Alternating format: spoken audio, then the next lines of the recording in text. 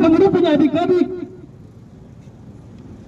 dari HMI, tapi adik-adik HMI sendiri datang jemputnya di bandara dan berani lewat pintu belakang.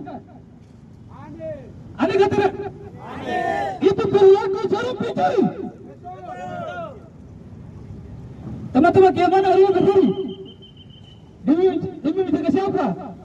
Hanya kenyamanan publik. Kenyamanan publik didapat dari mana? Data premanisme didapatkan dari mana? Kita punya APBD, dana khusus dibayar dari situ. Bagaimana siapa? Kami punya hak berdiri atas tanah ini. Ini tidak berdua. Betul.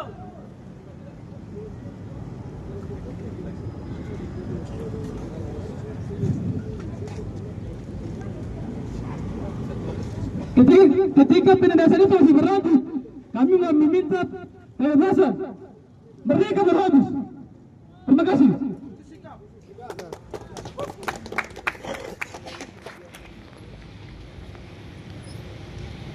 Baik kawan-kawan, terima kasih. Baik, terima kasih teman-teman dari aktivis.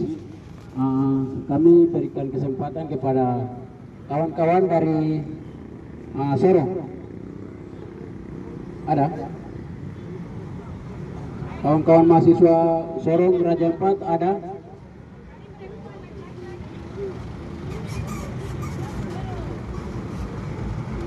Sambil menunggu kami alihkan ke teman-teman dari Auto Gas Lab. Jika ada, silakan.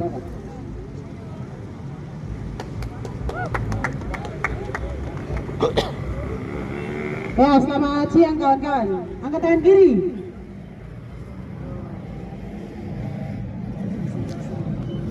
Hidup mahasiswa! Hidup mahasiswa! Hidup mahasiswa! Papua! Papua! Papua! Papua bukan tanah kosong, Papua pasti merdeka, itu masalah waktu. Kita sedang ada dalam persoalan yang merujuk pada permintaan kemerdekaan.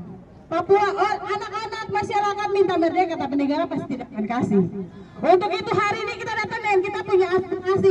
Kami harap apa yang kami bawa, Bapak Polisi dong bisa jadi naras hubung untuk menghubungkan kami dengan DPR, MRP, Dulang. Jangan dong duduk enak-enak di dalam kantor, tidak datang, angkat kita punya aspirasi ini. Kalau sampai tidak terjadi, aksi akan terus berlangsung. Kita akan tunjukkan sikap. Itu yang pertama. Hari ini persoalan di mana-mana di seluruh tanah Papua terjadi. Mulai dari kasus pelanggaran HAM, kerusakan lingkungan, semua menjadi bukti bahwa Papua hanya menjadi ATM untuk Jakarta. Semangat!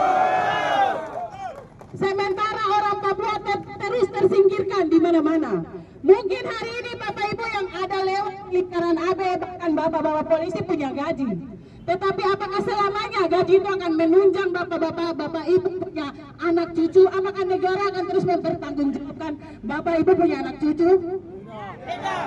Persoalan alam, terutama nikel yang terjadi itu bukan hanya ada di tanah Papua, tetapi dari Sabang sampai Merauke, Halmahera teman-teman, itu dampak yang bisa kita saksikan sama-sama. Kita tidak mau Raja Ampat seperti itu. Dari kekayaan alam, dari kita menjual kita punya pesona alam, menghasilkan anggaran untuk negara lebih besar. Tapi kenapa negara masih merusak alam yang kita jual untuk memperkaya negara? Itu pertanyaan. Dan teman-teman, kita di sini meminta agar segera disahkan RUU masyarakat adat. Kenapa demikian? Kita punya seluruh hak terhadap masyarakat adat. Negara tidak punya tanah, masyarakat yang punya tanah dengan adanya marga mengklaim. Kita mendesak pemerintah untuk segera sahkan RUU masyarakat adat ini. Sudah dari tahun 2010 hingga sekarang teman-teman bisa hitung berapa banyak. Semua tidak terjadi karena adanya permainan di dalam.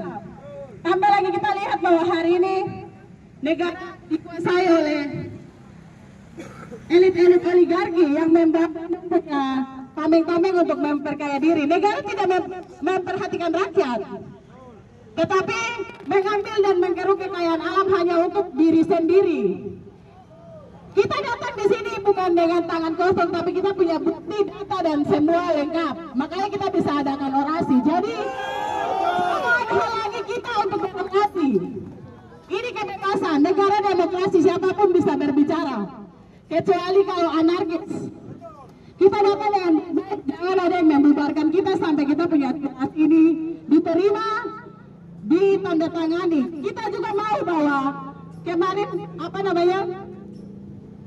yang diberitakan di media oleh pemerintah, oleh Presiden mencabut 4 izin itu, jangan hanya omong-omong.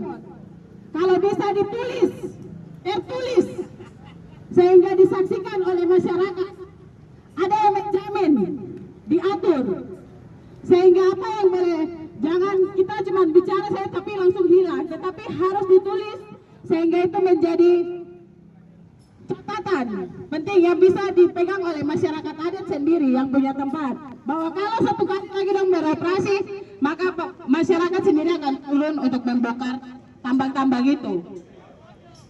Teman-teman,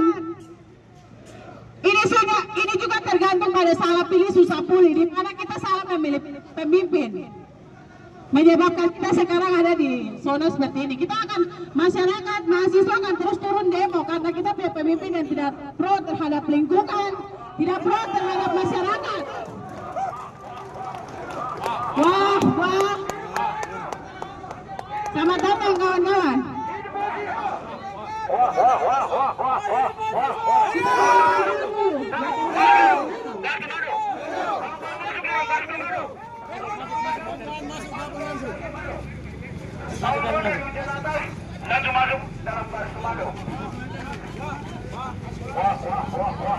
Wah, kawan-kawan, kita minta untuk segera disahkan RUU masyarakat adat, karena bukan hanya kasus ini hanya satu kali, tapi akan terus berlangsung karena kita tahu bersama bahwa Papua memiliki kekayaan yang menghidupi seluruh Indonesia. Bukan hanya Indonesia, seluruh dunia juga. Kepentingan dari luar tuh yang membawa sehingga kita ada turun di jalan. Betul. Kita menjadi korban atas keserakahan negara ini. Itu kita semua tahu. Tidak boleh ada yang tipu di sini, tidak boleh ada dusta di antara kita. Kawan-kawan, kita tidak bicara mengenai hak istimewa dan otsus kayak itu. Otsus diberikan, tetapi tidak diberikan kewenangan kepada masyarakat. Untuk itu kawan-kawan, hutan menjadi salah satu yang menjamin seluruh keberlangsungan hidup dari masyarakat Papua. Banyak orang Papua yang tidak bekerja di instansi-instansi pemerintah karena memang pengaturan sistem dari pusat, kita tahu itu sama-sama. Tetapi dengan hutan ada, dengan kebun, bercocok tanam semuanya, dengan ada laut yang ini menghasilkan makanan, dong bisa hidup. Bahkan dong bisa sekolahkan, dong punya anak-anak sampai sarjana. Sepakat? Untuk itu, mari sama-sama kita semua desak pemerintah untuk segera mencabut izin-izin.